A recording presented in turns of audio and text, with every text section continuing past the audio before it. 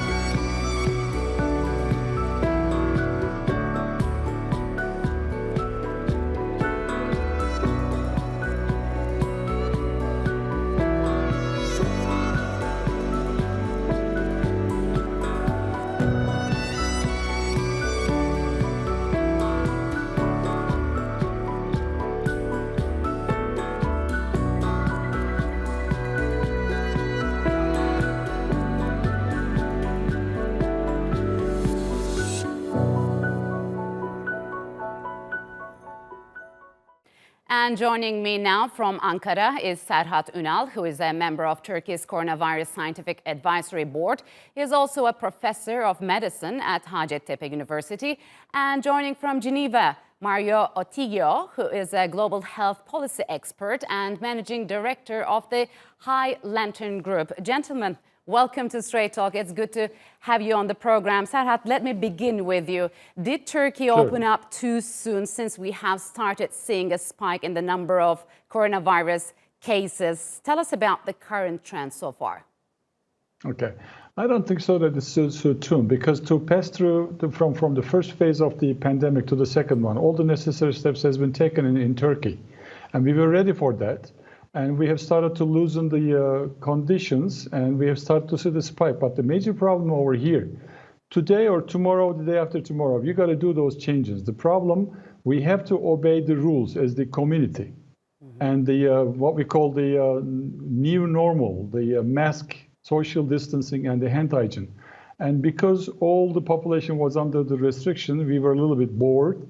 And with the warning of the weather, and with the easing or the stopping the restrictions, suddenly as the community, we felt that everything is over, and we forgot to apply the rules or to obey the rules as the community. And because of that, we have seen a spike, as this is really the right name, because some people saying that this is the second wave. It's not second wave yet. It is a spike. And we came up to 1500s, but now everybody has seen that when you do not obey the rules, the virus will come back, because virus has not gone anywhere. It's still in the world, in Turkey. And in the last 2 days, after reminding them all those problems, it has started to come down again. That's so good. Soon or late, you have to do those losing the restrictions. And Turkey, I believe that we have done it on time, but as the community, we are a little bit slow to obey the rules. And I think we'll continue to be bored. I understand. That's the major problem. So Mario, tell us about your opinion. What has Turkey done differently than its, for example, European neighbors? and the United States? And why do you think more rich and prosperous countries did poorly during this outbreak? Well, let's say, first of all, of course, the wave has hit countries in a different way, right? We have seen that, for instance, in Italy. I'm Italian, as clear. And of course, a lot of systems were maybe not prepared, also because even now, 6 months into the pandemic, we know very little about, or we don't know too much how as we would like actually about the virus. Look, when it comes to the opening policies, on one side, right, the increase of cases is to be expected once you open up, but it can be controlled as long as a few important parameters are very well in line, like the reproduction number, the adoption of social distancing measures. To the previous speaker comment, I think the situation we are living in is very new. We have seen this with Germany, for instance, where short-term changes in the case count or the variation of the reproductive numbers are figures that are very tough to estimate, but we need to understand the trend. And the question is, for policymakers, it's tough, because do we actually have a choice? There is a deep moral question here. How much is a human life worth, right? Compared to maybe, the economy in a certain extent. It is a very complex trade-off. Yeah, we're going to touch on that matter. So some experts say, Serhat, the most vulnerable escape the worst. You just mentioned these new spikes in the number of cases doesn't mean the second wave. So do you agree the worst part is over, or we will really be seeing the second wave, and what's moving forward? Well, as you know, in the bad days, we have gone up to not 4,000, but even 5,500 in the middle of the April. Now, I believe that the worst part of the first wave is over now. But it doesn't mean that we are done with that. This is the problem. Because like all the other countries in the world, we are in the new normal or controlled social life periods, the second phase. We have to understand that we will live with masks, with social distancing, and with the hand hygiene. And Turkey has published the hundreds of rules for different places, like when you when you take a cab, or when you go into movie, when you go into the swimming pool. We have to understand that we will obey all those rules in those particular places as a part of our daily normal life. Yes.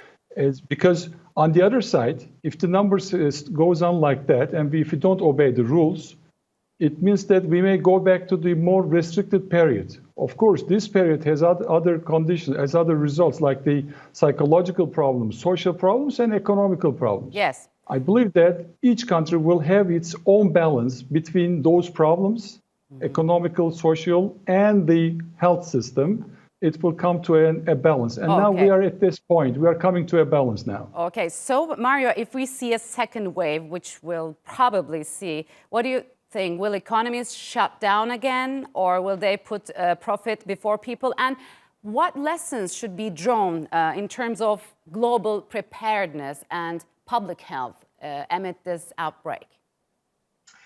It's a great question. And so it's interesting, right? There has been a vivid debate about actually this very situation of a second wave, or of the trade-off. And actually, incredibly enough, I mean, many converge in saying that opening up too soon may even, cause worse economic outcomes overall, right? Now we opened. So there are studies that say that, reopening, reopening, of course, has had important consequences on the economy, but a wave of rising infection and lockdown, or even reopening a lockdown, would actually be devastating on the economy. So there is a credibility issue that it's quite important. Now, speaking with numbers in the hands, we could see that the persistence of lockdown, if you want, as an investment as well, in a certain extent. So for countries that are still closed, if there are any, that would be seen, as a sort of an investment, if you want. Now, do we expect a return of harsh measures? We will need a crystal ball, right? But this seems to be a logical possibility. And we have seen, progressive ease of restriction in Europe. And I guess the next weeks are going to be really paramount to understand. What we learn, its preparedness is fundamental. We were not prepared for this pandemic, despite, calls, at WHO level by very important influencers. I guess for the second wave, if there will be one, we have definitely learned quite a lot of lessons. Mm-hmm. So Germany, which sends millions of tourists every year to Turkey, has issued a travel warning both for non-EU member countries, and I think, if I'm not mistaken, 160 countries, including Turkey. Serhat, is Turkey too risky? I don't think so. I mean, the new numbers is not much more than the other countries, and the decreasing speed of the new cases is not very high. It's still in the expected limits of the mathematic modeling. And beyond that, Turkey has made its preparations, especially in the holiday places like Antalya. And in Antalya, there is not a new case for the last couple of days or perhaps weeks. I don't remember exactly. And beyond that, Turkey is guaranteeing making a test for every single person who will come to Turkey as a tourist. If there's any positive, we won't accept that. And I don't see a major risk especially in the holiday at the seashores. But of course, it's all up to each country will decide its own. But I believe that Turkey is ready to reopen to the tourism. Yes. All right, gentlemen. Unfortunately, we'll have to leave it here. Thank you very much for joining us on Straight Talk. I appreciate it a lot. Thank you.